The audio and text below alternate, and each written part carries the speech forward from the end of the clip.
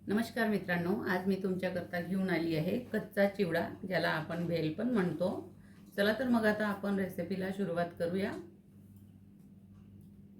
हा एक मोठा कांदा, 4 ते 5 मिरच्या बारीक चिरून घेतलेल्या, मोठं टोमॅटो, 25 ग्राम शेव आहे ही, म्हणजे आपली बेसनाची शेव आहे।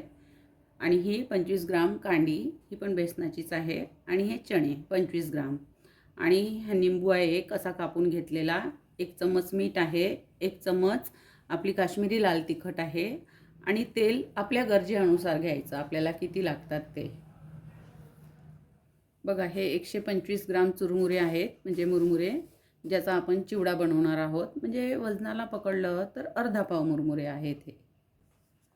कांदा, मिरची, कांदी, टमाटर, मीठ आहे, मीठ तुम्ही आपल्या चवीनुसार घाला। 1 चम्मच काश्मीरी लाल तिखट आहे, तिखट तुम्हाला हवं असेल तर घाला, नाहीतर नका घालू, तशा आपण हिरव्या मिरच्या घातलेल्याच आहे।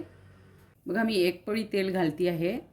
तुम्हाला जास्त वाटलं तर जास्त घाला, कमी घालाशा वाटलं तर कमी घाला। आणि तेल नाही का असं गरमच करून घ्यायचं आणि थंड करून घ्यायचं। बघा, हे चणे आहेत भाजलेले, नाही का, याला पण छान मिळवून घेणार आहे मी।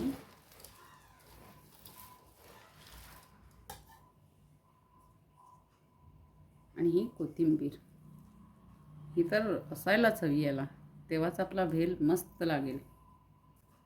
आणि हे सेव,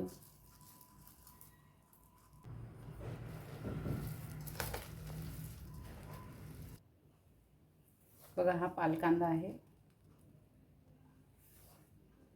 असला वेळेवर अवेलेबल तर घालायचा। आता माझ्याकडे होता म्हणून मी घालती आहे, पण याने पण चव अप्रतिम येतो भेलला।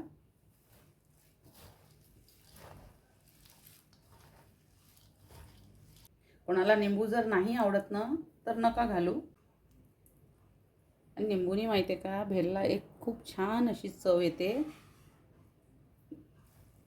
निंबू जर नाही घालायचं आहे ना, तर आपली चिंचची चटणी येते, ते पण घालू शकता। चिंच आणि गुळची चटणी, ती पण घालू शकता तुम्ही।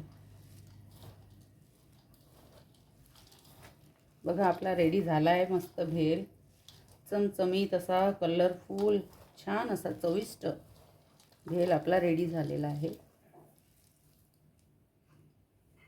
तर अशी होती आजची आपली ही भेलची रेसिपी, म्हणजे कच्चा चिवडा ज्याला आपण म्हणतो।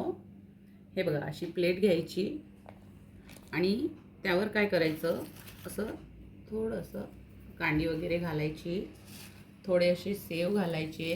तुम्हाला वाटलं तर तुम्ही कांदा पण कापून अजून घालू शकता। आणि हे शेंगदाणे आहे, भाजून घेतलेले आहे, असे शेंगदाणे घालायचे।